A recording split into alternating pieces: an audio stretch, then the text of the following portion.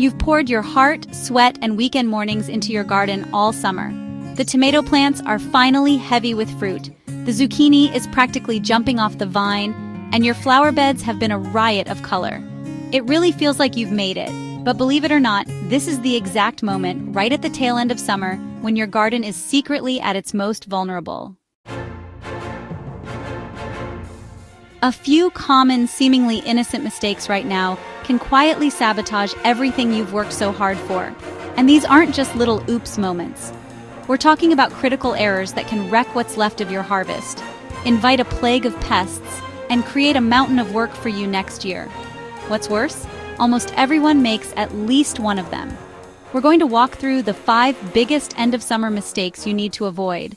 And you'll want to stick around, because mistake number 4 is one that even seasoned gardeners get wrong, and it can silently ruin your soil for years to come.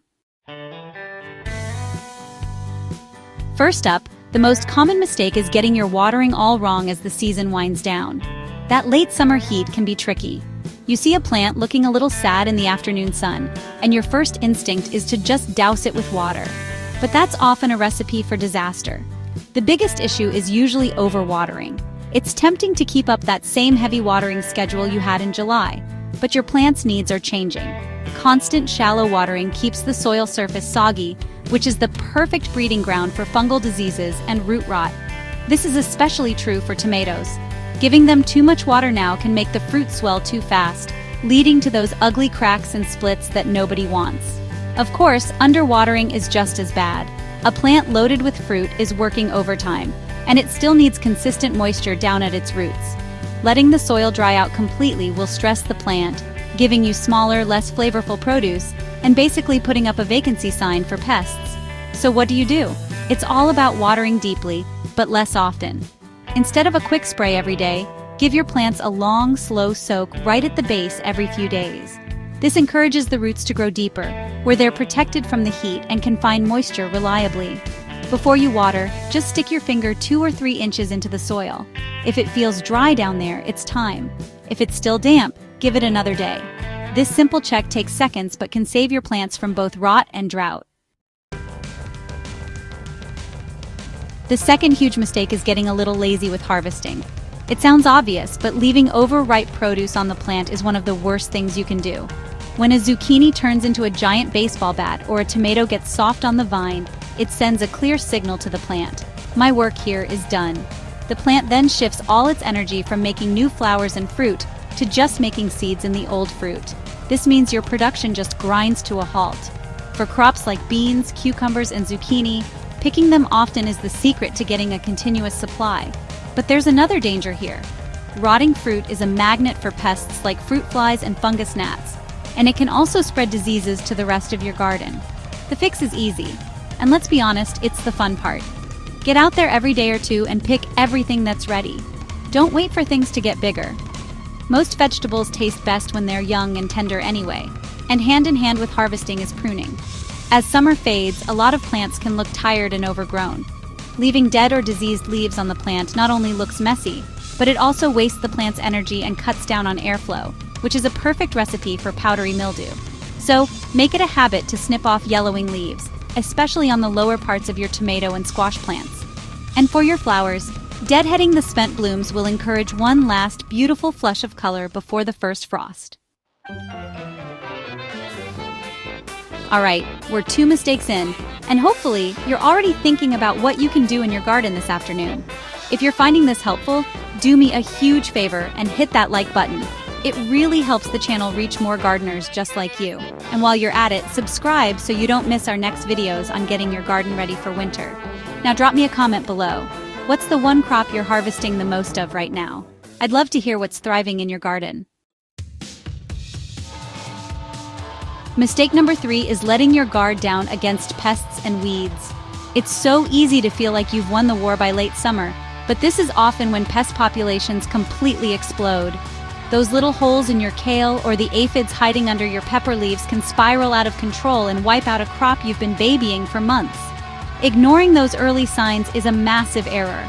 Pests weaken your plants and can introduce diseases that don't just ruin this harvest, but can actually hang out in your soil all winter and plague you next year. The solution is just to be diligent. Keep an eye on your plants, and always check the undersides of leaves where pests love to hide. The second you see trouble, act. Often, a strong blast of water from the hose is enough to handle aphids, while bigger bugs can just be picked off by hand. It's just as important to stay on top of the weeds. Weeds are ruthless competitors for water, sunlight, and nutrients.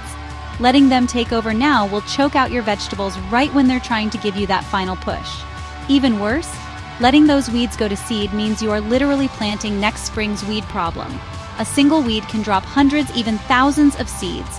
Just carve out a little time each week to pull them. It's way less work now than dealing with a full-blown invasion later. This brings us to the fourth and honestly the most critical mistake: completely neglecting your soil after everything is done. After a long, productive summer, your soil is tired, it's depleted. Your plants have been sucking nutrients out of it for months. Just letting it sit there, empty and exposed after you pull your last plants, is a huge missed opportunity and can cause long-term damage. The biggest error is failing to put back what was taken out. Healthy soil is the foundation of a great garden, and fall is the perfect time to start rebuilding it for next year. As you clear out spent plants, you have to add back organic matter. Spreading a 2 to 3 inch layer of compost or well-rotted manure over your beds is the single best thing you can do for your garden's future. It feeds the soil life, improves structure, and makes sure your garden is fertile and ready to go in the spring. Part of this is also about mulch, either having no mulch or using it the wrong way. Bare soil is vulnerable. It dries out, gets compacted by rain, and is basically an open invitation for weeds. A good layer of organic mulch, like shredded leaves or wood chips, holds in moisture and keeps weeds down. Just be sure to avoid the mulch volcano, piling it right up against plant stems. This traps moisture and can cause rot and disease. Always keep mulch a few inches away from the base of your plants.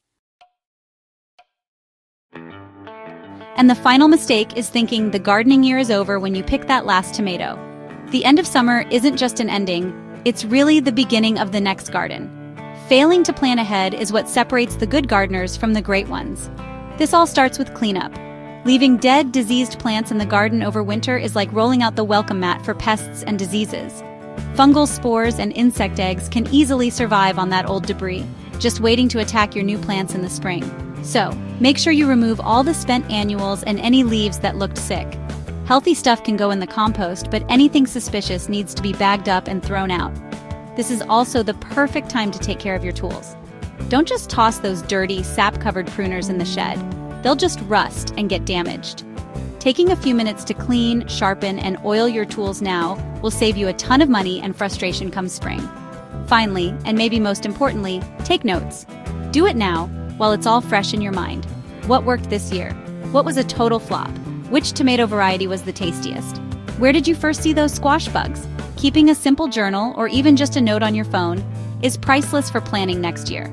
This is also the time to think about rotating your crops and maybe planting a fall cover crop like clover or winter rye to protect and enrich your soil all winter long.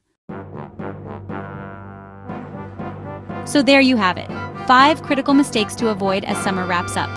By tweaking your watering, staying on top of harvesting, being vigilant with pests, feeding your soil, and planning for the future, you can guarantee a strong finish to this season and set yourself up for your best garden ever next year. Your garden's success isn't just about what happens in July, it's about how you see it through the entire cycle. Don't let a few late-season slip-ups undo all your hard work. I promise, a little attention now pays off big time later. Your future self is going to thank you. Now, I have a question for you.